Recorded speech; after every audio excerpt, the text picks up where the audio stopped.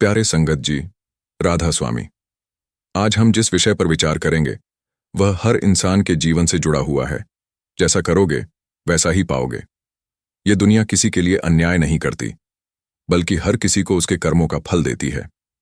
बीज जैसा बोओगे फसल वैसी ही काटोगे।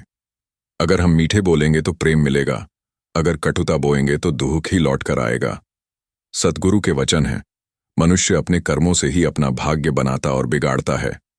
तो आइए संगत जी, आज हम मिलकर समझें कि कर्म का यह नियम किस प्रकार हमारे जीवन को प्रभावित करता है और कैसे अच्छे विचार, सेवा और सिमरन से हम अपने जीवन को सुखमय बना सकते हैं।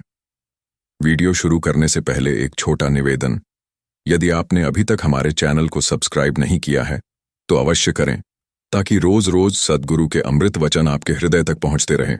अब आइए साखी शुरू करते हैं। परमात्मा ने यह संसार कर्म फल के नियम पर बनाया है। जैसे बीज बोओगे वैसा ही वृक्ष मिलेगा। गेहूं बोकर चावल की आशा नहीं की जा सकती। मनुष्य के विचार, वाणी और कर्म तीनों मिलकर उसके भविष्य का निर्माण करते हैं। कोई किसान खेत में अच्छे बीज डालता है, समय पर सिंचाई करता है तो फसल लहलहाती है। दूसरा लापरवाही करता है तो खेत बंजर रह जाता है। यही हाल हमारे जीवन के कर्मों का है। बुरे कर्म, झूठ, छल, लालच, क्रोध, किसी का हक मारना, यह कर्म हमें दुख और चिंता देकर जीवन को कष्टमय बना देते हैं। उदाहरण, जो दुकानदार मिलावट करता है थोड़े दिन लाभ पाता है, परंतु धीरे धीरे सब ग्राहक उससे मुंह मोड़ लेते हैं।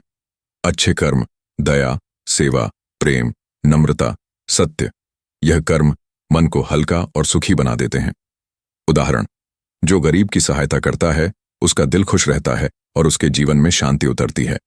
सतगुरु के वचन, जैसा बोओगे वैसा ही काटोगे। संसार में न्याय का यही अटल नियम है। सत्संग में आने से मन को समझ मिलती है कि सही कर्म क्या है और गलत कर्म क्या है। सेवा करने से अहंकार गलता है।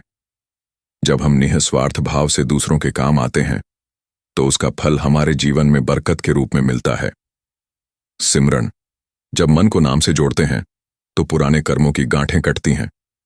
धीरे धीरे मन शुद्ध होकर सतगुरु की कृपा को अनुभव करने लगता है। उदाहरण, कथा, एक सेठ ने गरीबों की सेवा की। जब उसका कठिन समय आया वही लोग उसके सहायक बने। यह दिखाता है कि सेवा का फल लौटकर अवश्य मिलता है। हर परिवार अपने कर्मों के अनुसार सुख दुख पाता है। कोई अमीर होकर भी दुखी है, कोई गरीब होकर भी खुश है। यह सब कर्मों का फल है। अगर आज हम अच्छा करेंगे तो आने वाली पीढ़ियां भी उसका फल पाएंगी। प्रेरक प्रसंग, एक व्यक्ति ने बचपन में सत्संग सुना और दया का बीज बोया। उसी के कारण उसका पूरा जीवन मधुर और शांतिमय हो गया। यही है कर्मफल का रहस्य। संगत जी, जैसा करेंगे वैसा ही मिलेगा।